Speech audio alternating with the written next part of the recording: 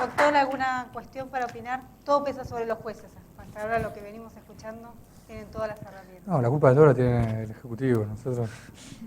No, bueno, sí, obviamente interesante. Respecto de lo último, y más allá que coincido con el doctor, que en realidad hay una obligación, me parece, genérica y que está en normas supranacionales y más constitucionales de producir información. De hecho, creo que el inciso 1 del artículo 105 que es el que establece las obligaciones del Poder Ejecutivo de la Ciudad, establece como la primera obligación es producir toda la información de la gestión. Dice, ¿sí? Y ya con eso te puedes agarrar para decir, mira, tenés que producir toda la información. Pero si querés ser un poco más desagregado, creo que, no me acuerdo si en la Ley 70 o en el decreto reglamentario de la Ley 70, o en los dos, en algún lado dice que todos los programas presupuestarios, los responsables de programas tienen que producir un informe, creo que trimestral, sobre el estado del programa. No me acuerdo si trimestral o semestral. Con lo cual también hay ahí un elemento para decir, bueno, mira, vos tenés, más allá de la cosa genérica, como si, mira, vos acá, tu propia ley dice que cada 3 meses tenés que producir un informe sobre todos los programas. El hecho es que no lo hacen, pero incluso la obligación normativa está al alcance de la mano, pero es real que a veces es difícil. Yo recuerdo algún caso, en su momento en la Cámara, que el gobierno contestó, ante un pedido de información, el gobierno contestó, no, bueno, eso se pasó en otra gestión, como diciendo, fue hace varios años, pero el gobierno dijo, no, eso fue en otra gestión, como si, digamos, el Estado, producir información no solo, me parece que es una herramienta de gestión, es un derecho importantísimo del ciudadano, de la sociedad civil, pero es una herramienta de gestión para la propia administración, si no, gestionan a ciegas. Uno dice, bueno, si no tienen información, ¿cómo sé yo que están decidiendo lo correcto? Si no me pueden decir qué pasó en este tema el año pasado, el año pasado, el año pasado. O sea, ¿están decidiendo a ciegas? No, uno quiere creer que no, con lo cual la producción de información es fundamental en muchos aspectos y en beneficio propio de la administración. Hay una discusión que, me olvidé decirlo, pero ahora que mencionás esta discusión, hubo un caso en el cual se discutió algo acerca del estándar que establece la Ley 70 sobre que la información presupuestaria debe ser adecuada, oportuna y confiable. Digamos, esas 3 palabras pueden determinar un estándar. Si es adecuada, bueno, ¿adecuada para qué? Para, por ejemplo, controlar el cumplimiento de los derechos. Para eso tiene que tener ciertas cualidades, como por ejemplo permitirme comparar interanualmente o comparar geográficamente, etcétera, etcétera. Nota a pie de página, ese fue un caso interesante también porque se discutía, el caso se llama creo de Di Filippo, se discutía el acceso de los legisladores al SIGAF. El SIGAF es el Sistema de Información Financiera. ¿El doctor Otegui no era ese, no? El doctor Otegui dictó el fallo de primera instancia y la Cámara lo revocó. De hecho, el doctor Otegui resolvió que había que hacer lugar a la demanda y que los legisladores debían tener acceso al SIGAF en vivo y en directo, y la Cámara dispuso que alcanzaba con que la información fuera trimestral por trimestre cerrado. ¿Qué le queda al pobre ciudadano, no? Si el legislador no puede acceder a la información tributaria? Exacto. Pero bueno, ese es un caso donde se tuvo una discusión sobre el estándar de información presupuestaria, y creo que esa discusión hay que retomarla y construirla y engrosarla porque determinar qué información es adecuada, para determinar que una información es adecuada hay que determinar adecuada para qué, y ahí se abre la discusión que creo es relevante a los fines de producir información. Bueno, muy bien, si estamos de acuerdo les voy a formular las preguntas que se hicieron a través de DPI. La primera es, ¿en qué acciones concretas cree que la participación en el presupuesto puede constituirse en un real elemento transformador del funcionamiento cotidiano del Estado local? En esa dinámica que mencioné, digamos, las características que tiene el presupuesto participativo, en la medida que se ejerce con regularidad, genera una dinámica, digamos, de interacción entre ciudadano y sociedad civil, que es, en lo personal sé que es dificultoso, es costoso, pero genera, digamos, todo un cambio en la lógica, digamos, si el ciudadano y el funcionario tiene que estar rindiendo cuentas, no cada 4 años con el voto muy indirectamente, sino tiene que estar rindiendo cuentas periódicamente de lo que hace, lo que no hace, interactuando con el ciudadano, pero en términos constructivos. Y eso cambia una lógica, o sea, mi representado lo tengo al lado, digamos, lo tengo cerca, no es que, bueno, cada 4 años vota y bueno. Eso te cambia todo la lógica. Si hay un Estado donde se sabe que hay que estar respondiendo permanentemente al ciudadano, pero en un tete-a-tete, te cambia la lógica. Creo que la respuesta es muy general, pero a la vez creo que es muy profunda en términos de se generaría una mejora de la calidad democrática. si los ciudadanos y ciudadanas pueden intervenir en la asignación de prioridades, para eso van a tener que expresar razones de por qué consideran que ciertas cosas son prioritarias. A su vez van a recibir razones de otros ciudadanos y ciudadanas que tengan visiones diferentes, con lo cual se va a generar una discusión que va a enriquecer la deliberación y va a llevar a mejores soluciones sustantivas. Entonces, si ese proceso tuviera lugar, sin duda sería una democracia más robusta y las soluciones serían soluciones mejor logradas. Bien. La segunda pregunta es, ¿considera que la ley de acceso a la información subsana la carencia de una ley de presupuesto participativo? Y no, en principio no, porque como vimos el presupuesto participativo implica acceder a la información, pero después opinar, decidir, elaborar proyectos y prioridades presupuestarias y votarlas, o sea, es un mecanismo de participación, digamos, mucho más integral y complejo, digamos. Sí, claramente no. Bueno, ¿bajo qué parámetros organizacionales cree que debería sustentarse un presupuesto participativo? Y eso me parece que es muy casuístico. O sea, aparte, ya sea la manda constitucional habla de carácter participativo del presupuesto, y la ley 70 tira líneas generales, con lo cual yo creo que ya sea para la ley o para el reglamento que lo regule, hay una banda amplísima. Se puede hacer algo mucho más intensivo, con más participación general, o se puede hacer algo mucho más, entre comillas, liviano y, entre comillas, quizá internetico. O sea, eso tiene que ver con las necesidades que plantee la sociedad también y con, a ver, seamos realistas, como hay un margen de actuación, también la prioridad que le dé la gestión determinada a los mecanismos de participación ciudadana. Si tiene ganas de profundizar en ese sentido o no. Eso sí claramente es un tema político. O sea, la Constitución establece y requiere y exige un estándar mínimo de participación en materia de definición presupuestaria.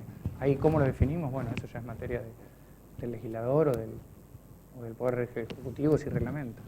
Yo creo que, digamos, la verdad que tengo poco estudio sobre el presupuesto participativo y los mecanismos posibles, pero creo que cualquier mecanismo que honre ciertos estándares generales de igualdad de información para las personas que pudieran participar, igualdad de voces en la participación, y que no tienda a profundizar desequilibrios entre las personas que reciben más información y que tienen más tiempo para participar y aquellos que no, porque digamos, un riesgo es que las personas que tenemos más tiempo para dedicarnos a cuestiones cívicas o a informarnos, vayamos a levantar la mano porque queremos una mejor vereda, y que personas que tienen menos tiempo y menos información vean alargada la brecha de recursos justamente por esa discusión. Entonces, desde la ignorancia que tengo sobre el tema, digamos, hay un riesgo en eso que creo que cualquier mecanismo que se ideara debería tener en cuenta. Debería basarse, sí. Bien, la última. ¿De qué forma cree podría optimizarse un real acceso a la información? ¿Cómo incidiría ello en la implementación del modo participativo de la ley de presupuesto? No, y a ver, hoy por hoy las herramientas que hay, la verdad, el acceso a la información, desde que existe Internet, así como desde que se inventó el arma de fuego se acabaron los caballeros andantes, digamos, desde que existe Internet se acabaron las excusas, o sea, como dijo el doctor, a ver, el sistema de ejecución presupuestaria, todo el sistema interno que hay, así como por ejemplo en el Poder Judicial, en el Fuero, nosotros tenemos un sistema que cualquier ciudadano puede entrar y ver en qué están todos los juicios, por lo menos las cosas que hacemos nosotros, no las piezas de las partes. O sea, el Estado tendría que publicar absolutamente todo, el sistema de gestión de expedientes administrativos tendría que ser de acceso público, toda la información presupuestaria tendría que estar online, de acceso a cualquiera en tiempo real. O sea, es solamente hacer un clic y cambiar el sistema que ya existen y ponerlo de acceso público. Eso podría ayudar bastante, por supuesto. Y como siempre, hay cuestiones de voluntad política, ¿no? Y yo creo que con voluntad política es simplemente ver cómo optimizar la tecnología para estos fines, y sin tanta voluntad política ajustando los controles. Y ahí creo que el Poder Judicial tiene algo para aportar en términos de mejora. No digo que el Poder Judicial va a generar un presupuesto transparente en todas sus dimensiones, pero sí que puede mejorar con relación a lo que existe hoy en términos de información disponible y participación. Bueno, muy bien. Una pregunta para Guillermo respecto. Supongamos que hay voluntad política de sacar una ley de proyecto participativo, de presupuesto participativo. ¿Cómo, en base a lo que vos estudiaste el tema, hagamos en cuenta que la van a sacar, no digamos, ojalá que salga, entonces ya no importa qué, pero algo. Supongamos que sale. ¿cómo te imaginás vos, respecto de dos cosas puntuales? Uno, para vos podría quizás ser más óptimo el hecho de que a través de las comunas recepten ambos tipos de presupuesto participativo, lo que tiene que ver con las competencias de las comunas y los generales, digo, por su cercanía, o bien, en realidad, no, ir por un modelo alternativo en el cual la comuna se ocupa solamente y después se utiliza la sede comunal, o el Ejecutivo, digamos, poner algo paralelo para intentar canalizar. ¿Cuál te parece que podría ser? Mira, en los hechos, a ver, el presupuesto participativo, más allá que en algunos países se ha intentado, incluso a nivel, es una herramienta que pareciera que su mayor efectividad la tiene a nivel local, ¿no? Más allá de que se ha intentado a nivel estadual, sin demasiado quizá éxito. En la ciudad se ha trabajado siempre en pequeñas zonas, ya sea los CGP o a veces dividir incluso las zonas de CGP en pequeñas zonas. Y el tema también, otro tema interesante es, que no quiero meter el dedo en la llaga, pero el 52 dice carácter participativo de presupuesto. ¿Presupuesto del Ejecutivo nada más? ¿O del Legislativo y del Judicial también? No sé, ¿no? Lo dejo a tu criterio, como diría una filósofa contemporánea. En el Poder Judicial hubo alguna herramienta y alguna jornada de presupuesto participativo del Poder Judicial hace unos años. Quedó muy acotada y muy ensayadita. Pero yo creo que claramente el ámbito es el ámbito local. Y vos después tenés ahí dos tipos de órganos. Tenés el presupuesto de las comunas, que en los hechos, bueno, estamos en el proceso de transición, fallo va, fallo viene, pero los hechos, hasta donde yo sé, las comunas hoy por hoy no están administrando un presupuesto. En algún momento llegarán, pero hoy por hoy no están. Son dos situaciones. Una es el presupuesto de la comuna para sus competencias y otra cosa es el presupuesto del Ejecutivo. Pero después hay otros planos también. Porque en la ciudad y en otros lugares también, porque vos tenés dos tipos de situaciones presupuestarias. Ponele que hablamos del presupuesto del Ejecutivo Central, ¿no? Vos podés trabajar a nivel local determinadas cosas, por ejemplo en la asamblea de barrios, todo, temas que son de competencia del gobierno central, pero de impacto local. Qué sé yo, abrir un CESAC nuevo, ponele, o algo pequeño. Pero si vos tenés una visión maximalista, digamos, de la participación a nivel presupuestario, decís no, yo quiero abrir la participación a nivel presupuestario a temas más macro, que son de toda la ciudad. Entonces, en su momento lo que se hacía era comisiones, digamos, territoriales, en los lugares, digamos, en cada comuna, con, digamos, 2 o 3 comisiones, una sobre, no sé, temas, 2 o 3 temas distintas a nivel comunal. Y después se hacían a veces, en la Ciudad de Buenos Aires y en algunos otros lugares, comisiones temáticas, pero de todo. Por ejemplo, presupuesto participativo en materia de transporte. ¿Entendés?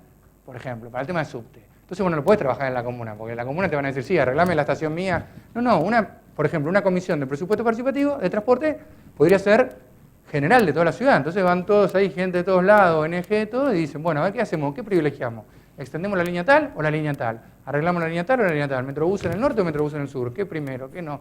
Entonces, es un ámbito de debate de prioridades presupuestarios que excede lo territorial. Vos no lo podés hacer en lo territorial porque te va a venir teñido con un interés localista, que es válido. Pero quizá ahí en algunos temas te conviene hacer, si querés abrir la participación en esos temas, te conviene hacer quizá instancias, entre comillas, centrales. Pueden convivir las dos. Yo creo que igual lo local es fundamental, como referencia, como proximidad. Y si sacás la votación a internet, ¿no? Hagamos Sí, digamos, supongamos que decimos, bueno, vamos a ver si hacemos la plaza en el Villa Urquiza. Sí. O no, o en realidad es para que no se Sí, hacer inunde. Villa Urquiza, Que no se inunde. Estoy seguro, o sea, yo recibo la propuesta, la tengo que rayar tipo raspadita, rayo, pongo un código y voto. O sea, evidentemente hay maneras de hacer votación por internet que no puedas votar 2 veces, etcétera, etcétera. Tendrá sus costos operativos, etcétera, etcétera. Pero quizás es uno de los mejores sistemas, pero se presta a la truchada. Uno de los casos que hay, de los 2 fallos que tengo registrados de presupuesto participativo en Argentina, ese Desplatz, tenía que ver con el tema del padrón para votar. Que a Desplatz algunos quizás lo conocen, es un militante barrial bastante conocido, sí. Tiene varias causas.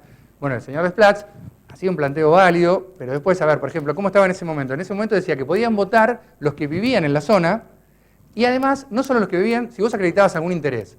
Por ahí que vos no vivías en la zona, pero trabajabas ahí o ibas al club de ahí. Bueno, entonces, ¿qué hizo este señor Desplatz? Él era, yo lo conozco personalmente, pero bueno, él era socio de Ferro y activista de Ferro. Entonces, él lo que quería es que se habilite todo el padrón del Club Ferrocarril Oeste, que si bien está en decadencia, es uno de los clubes, o ha sido uno de los clubes más importantes de la Ciudad de Buenos Aires. Él quería que se habilite todo el padrón del Club Ferrocarril Oeste, así in totum, para votar en la asamblea de presupuesto participativo de Caballito. ¿Qué? O sea, Ferro es un club, seguramente hay muchos socios que son del barrio y seguramente hay millones de socios que son de toda la capital. ¿Ves? Por ejemplo, ahí había claramente, la Cámara le dijo que no a eso, había una avivada de alguna manera, no era lo que establecía el reglamento. Entonces hay que buscar herramientas para... fue todo un tema eso, se votaba en una época con DNI, como en las elecciones, después se votó por internet pero sin ningún tipo de control. Yo creo que la tecnología permite, pero bueno, es un tema, reconozco que es un tema difícil, pero alternativas hay millones. Bueno, me gustaría formular una última pregunta al doctor y ya con esto hemos finalizado. Va como consecuencia de lo que acaba de preguntar el doctor Corbalán. ¿No podría interpretarse que al decir que el presupuesto es participativo, pero a su vez al constituyente haberse tomado, digamos, el trabajo de hacer una referencia en el artículo 131, específicamente digamos, relacionado con la comuna, y al haber creado órganos consultivos y deliberativos, como son los consejos consultivos comunales, y al haberle asignado además específicas funciones, si se quiere, no ha hecho otra cosa que en definitiva encauzar esto del presupuesto participativo a través de las comunas? Porque de hecho quitó la consulta popular, quitó la iniciativa popular, quitó el referéndum en materia presupuestaria y a su vez se tomó el trabajo en el 131 específicamente a darle este tipo de organizaciones a algunas cuestiones. Pero el 131 está en el capítulo de las juntas comunales y es un organismo asesor de la comuna. Claro. Y la comuna tiene, la comuna tiene 2 competencias exclusivas y millones y generosamente de competencias concurrentes que obviamente no las puede ejercer en la medida que no tenga presupuesto que le da la legislatura. Entonces, si vos interpretás eso de alguna manera, estás restringiendo la participación presupuestaria al mantenimiento de espacios verdes y vías secundarias, que son los temas sobre los que tiene competencia, entre comillas, dura, en el sentido que puede ejecutar el presupuesto y es competencia exclusiva de la comuna. Entonces, está restringiendo la participación a lo que la comuna efectivamente puede hacer con su presupuesto. Podrá hacer alguna vez, porque hoy por hoy todavía está en un proceso de transición y no lo está haciendo. Entonces, si vos interpretás eso, estás restringiendo la participación en la priorización presupuestaria a cortar el pasto en la plaza y el mantenimiento de vías secundarias. Porque después lo que hace la comuna es, la comuna puede pedirle al Ejecutivo que interprete, entonces ya queda súper mediatizado. Yo creo que se puede hacer quizá en el ámbito de la comuna, pero me parece que el órgano del 131 es claro que es un órgano consultivo de la comuna. Claro, bueno. Me parece que es específico de la comuna. Y si no, aparte no diría, si no el 52 no diría una ley debe fijar los procedimientos de consulta, hubiera remitido al 131 o algo así. Yo creo que eso te restringe el ámbito de participación presupuestaria, en principio. Se pueden hacer mecanismos similares quizás, pero... Bueno, ¿alguna otra pregunta? Muchas gracias.